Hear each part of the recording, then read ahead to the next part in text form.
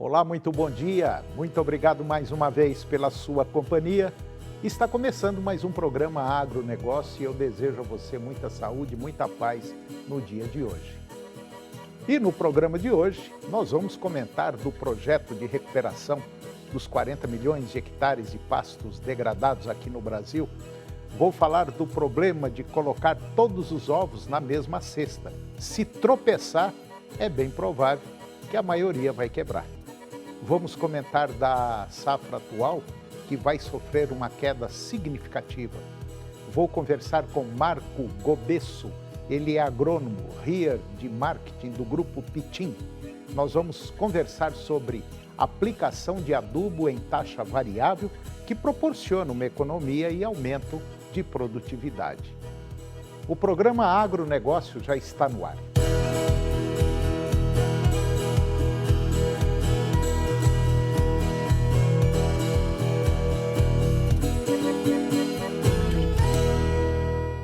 Eu começo o programa de hoje falando do projeto de recuperação dos 40 milhões de hectares de pastos degradados aqui no Brasil.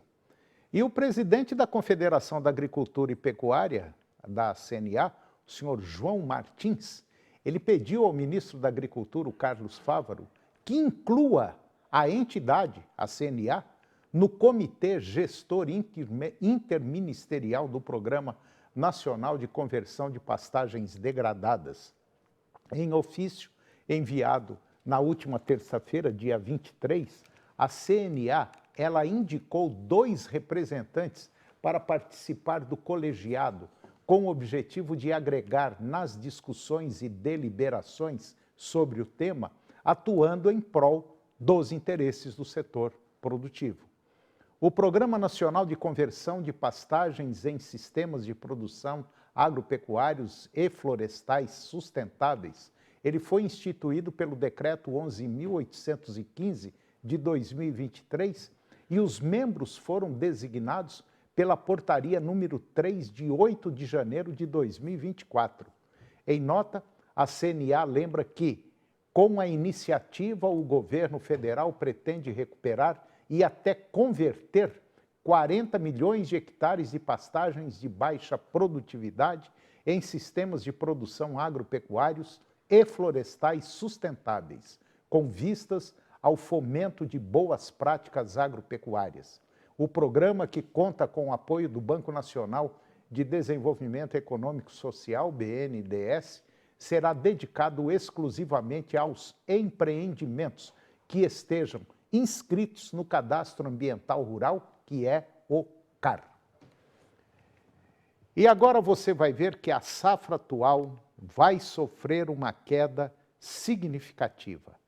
A Companhia Nacional de Abastecimento, a CONAB, ela divulgou agora na última semana que os produtores, principalmente lá do Mato Grosso, castigados pela irregularidade das chuvas nesta safra, deverão ter uma queda na produção de grãos de 11,4 milhões de toneladas, recuando dos 101 milhões de toneladas em 2023 para a casa de 89 milhões de toneladas agora neste ano, uma redução de 11,2%.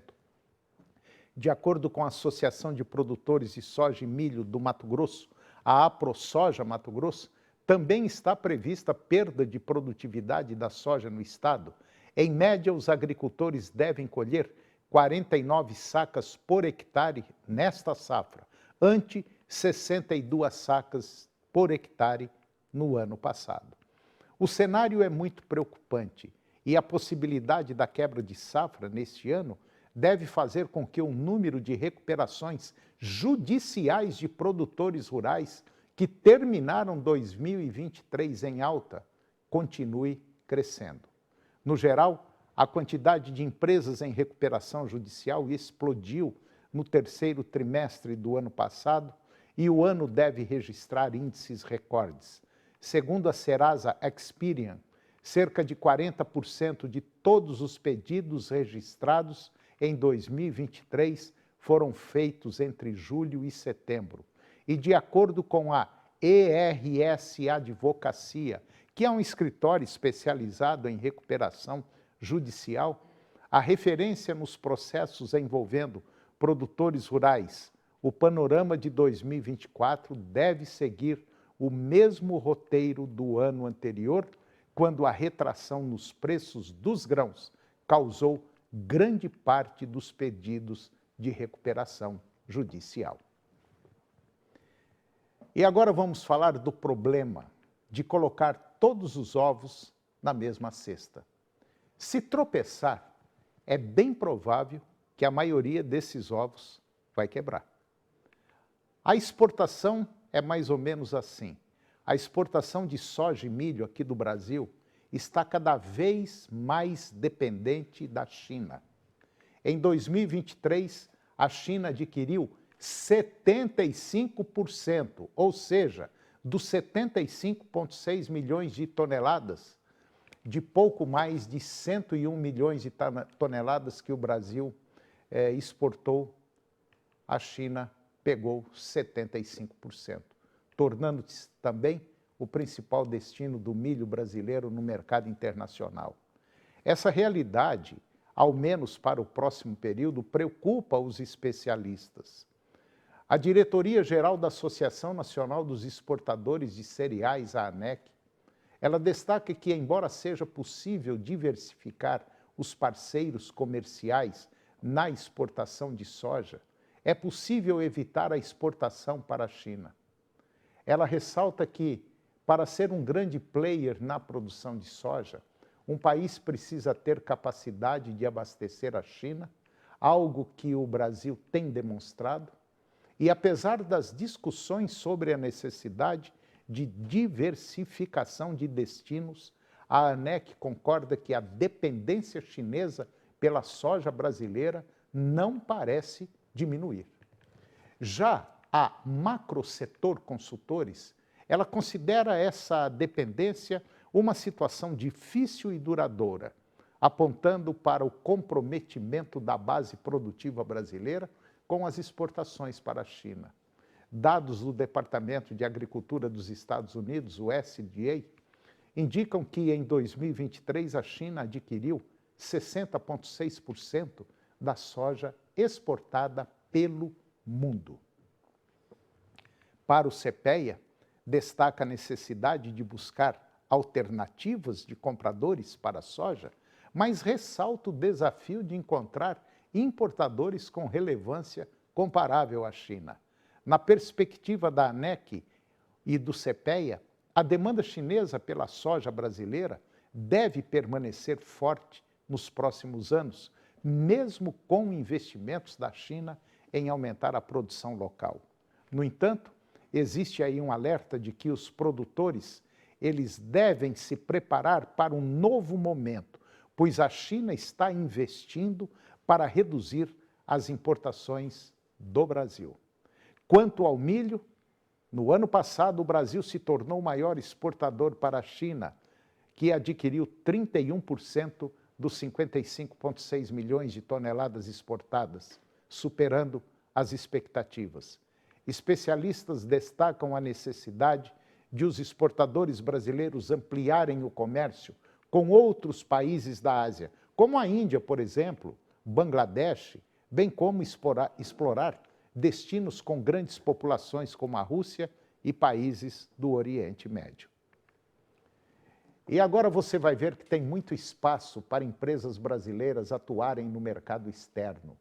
A base de empresas brasileiras que vendem para o exterior deve ser ampliada pela Secretaria de Comércio Exterior do Ministério do Desenvolvimento, Indústria, Comércio e Serviços, que é a SESC-MDIC, e com o objetivo de levar a cultura exportadora Brasil adentro.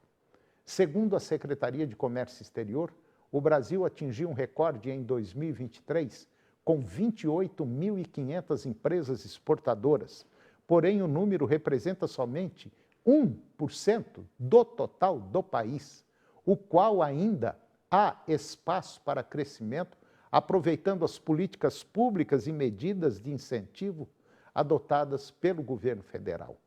O Portal Único do Comércio Exterior é a principal iniciativa para facilitar e desburocratizar os processos com um tripé que inclui revisão de normas, processos e sistemas de tecnologia. De acordo, as medidas adotadas em 2023, como o controle de carga e trânsito para importação, que agilizou o desembaraço de cargas aéreas, a licença Flex, que permite várias operações a partir de uma única autorização. Antes, cada operação dependia de liberação específica. Outra entrega foi a plataforma Brasil Exportação, idealizada pelo Ministério da Indústria e Comércio e operada pela Agência Brasileira de Promoção e de Exportações e Investimentos, que é a Apex Brasil. E depois do intervalo, nós vamos comentar da frustração do produtor rural em relação aos resultados dessa safra. Eu vou conversar com Marco Gobesso, ele é agrônomo, RIER de marketing do Grupo Pitim, e nós vamos conversar sobre a aplicação de adubação em taxa variável que proporciona economia e aumento da produtividade. Nós voltamos já, é um minutinho só.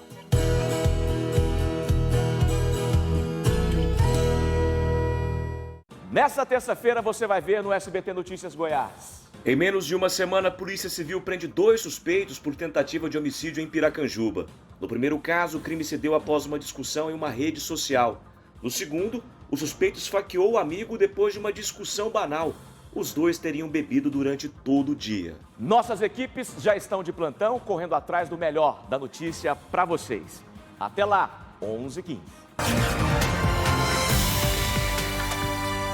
De segunda a sexta, na melhor rádio, tem sorteio de kit churrasco todo dia. Promoção Chama pro Churras 99,5 FM. São kits completos com picanha, linguiça, asinha de frango e pão de alho. Promoção Chama pro Churras 99,5 FM. Chama pro Churras! A gente ouve porque gosta.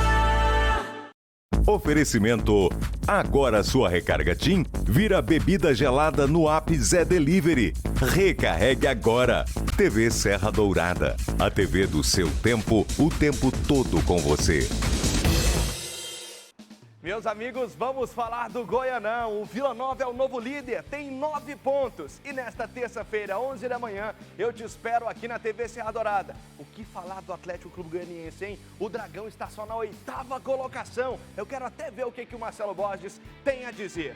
Já o Goiás Esporte Clube busca o topo, assim como o Goianésia e o Goiânia. E eu te espero nesta terça-feira, às 11 horas da manhã.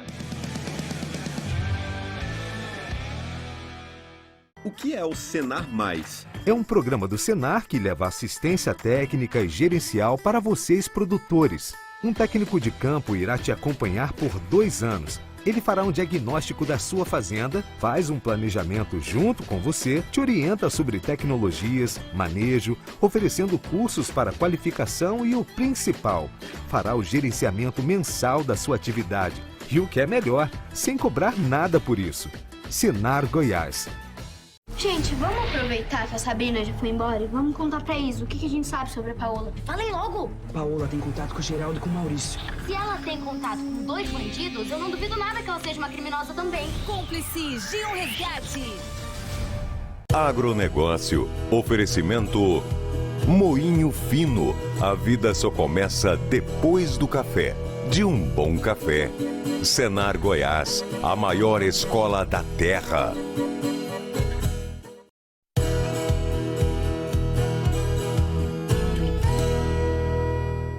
Nós estamos de volta e agora vamos comentar da frustração do produtor rural em relação aos resultados dessa safra. O produtor de soja brasileiro está em grande parte do país frustrado com os resultados negativos do início da colheita.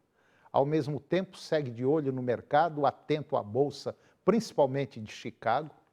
E segundo a plataforma Grão Direto, a respeito dos fatos mais importantes da semana, que tendem a mexer com os preços daqui para frente, a China aprovou a ampliação do cultivo de mais culturas transgênicas naquele país. A curto prazo, a decisão não vai impactar significativamente as exportações brasileiras, mas já é um alerta. Contudo, o maior consumidor do mundo está colocando em prática o seu plano de depender menos das importações. Assim, pretende desacelerar as compras do primeiro trimestre para o nível mais baixo em 4 anos. A Argentina desempenha um papel significativo na produção de farelo de soja, com grande parte das lavouras em condições regulares, e o país deve recuperar o posto de maior exportador desse subproduto. E com isso, pode haver aí uma redução na demanda por esses produtos em outros países, resultando, por conseguinte, em um consumo menor. Segundo dados do Instituto Mato Grossense de Economia Agropecuária, o estado do Mato Grosso estima a pior produtividade de soja em 15 anos. O estado já apresenta, conforme o Instituto, uma queda de aproximadamente quase 14% da produtividade inicial.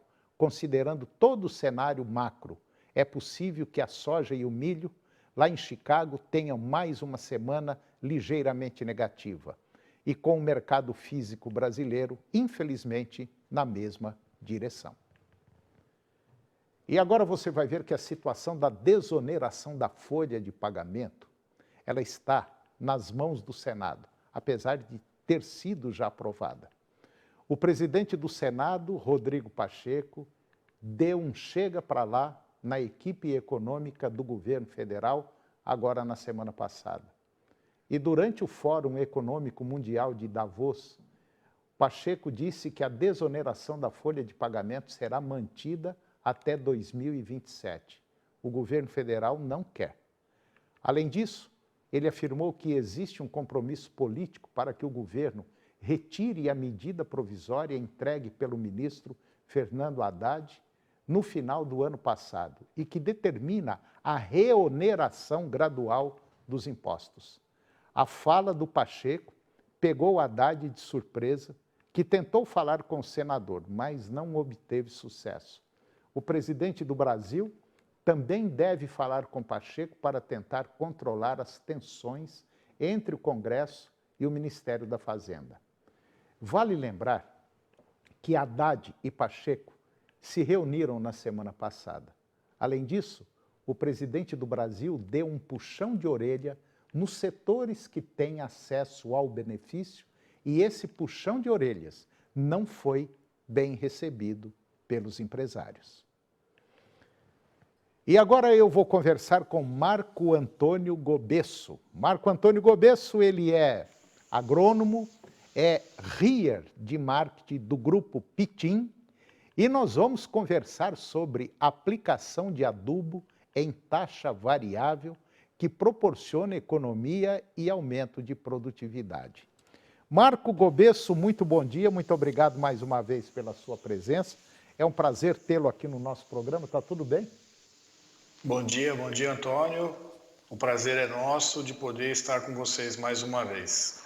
Ô Marco, todo mundo, principalmente agora, nesse ano, nessa safra aí, apesar que a coisa já vem apertada com custo de produção, todo mundo tenta apertar o cinto, diminuir mais, cortar custo, para ver se sobra mais uns cobrinhos no bolso. E é uma coisa complicada isso, porque custo é igual unha, né? Se não cortar, continua crescendo. E parece que vocês aí do grupo têm aí um implemento, um equipamento que consegue aí ajudar bem o produtor nessa situação, né? A verdade é a seguinte, existem hoje técnicas que permitem que você analise o solo de uma forma mais profunda, né? Então você consegue identificar na sua área total o potencial de cada mancha de solo. Então eu tenho diferentes condições químicas e físicas no meu solo que vão provocar uma produtividade maior ou menor, independente da quantidade de adubo. Então, quando eu aplico um fertilizante em taxa total, que é quando eu faço a aplicação na mesma quantidade E esses implementos aí que o grupo de vocês tem, a Pitim tem, vem fazendo aí um sucesso relativamente muito bom. E isso é fundamental para que aumente a produção e a produtividade. Na verdade, são implementos aí desenvolvidos exclusivamente para essa finalidade e a Pitim já vem aí há vários anos apresentando resultados muito bons, fantásticos. Inclusive, a Pitim hoje ela é considerada aí talvez uma das mais importantes empresas do Brasil nessa área, e não só na aplicação, vamos dizer assim, correta de fertilizantes, mas também em outras áreas dentro do setor agro. Então, esses implementos que vocês têm são implementos realmente, vamos dizer assim, calibrados para essa finalidade de aumentar a produtividade e abaixar o custo, né? Fábrica preparados para entregar essa funcionalidade para o nosso cliente, que é poder usufruir das ferramentas que já existem e com isso conseguir reduzir custo, né, e aumentar a produtividade, que preço baixo, ou eu reduzo custo ou eu produzo mais, o preço não vai aumentar, esse é o problema, né? E nós estamos também passando, né, ô Marco, por um momento, de maneira geral, os nossos solos já começam a querer ficar desgastados, né? Porque a gente já vem há muitos anos com aquele mesmo processo, NPK e tal. Chega um determinado ponto que o solo é igual fígado, né? Se você bebe muita pinga, chega um ponto que ele apita. E nós temos que manter assim uma coisa mais profissional, né? Ajudar mais o solo também. Isso. O solo, na verdade, é o nosso ambiente, né? Então, hoje existem técnicas que nos permitem tratar o solo, seja na correção, seja na adubação, com condições que vão perpetuar cada vez mais. A ideia é manter a capacidade produtiva do solo, melhorando cada vez mais a sua homogeneidade. Então, tudo aquilo que eu aplico, seja no corretivo, seja no adubo, eu estou influenciando essa homogeneidade.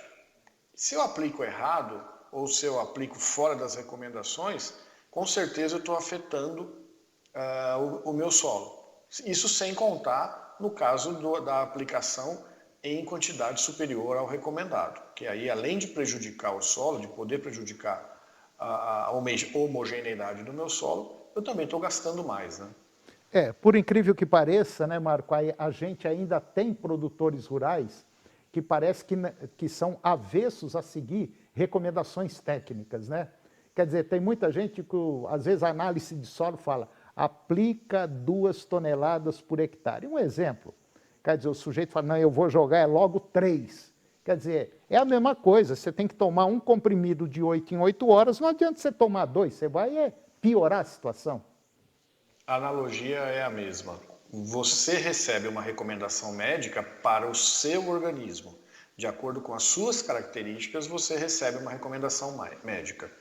A recomendação de adubação é a mesma. Ela é uma recomendação para as características daquele solo.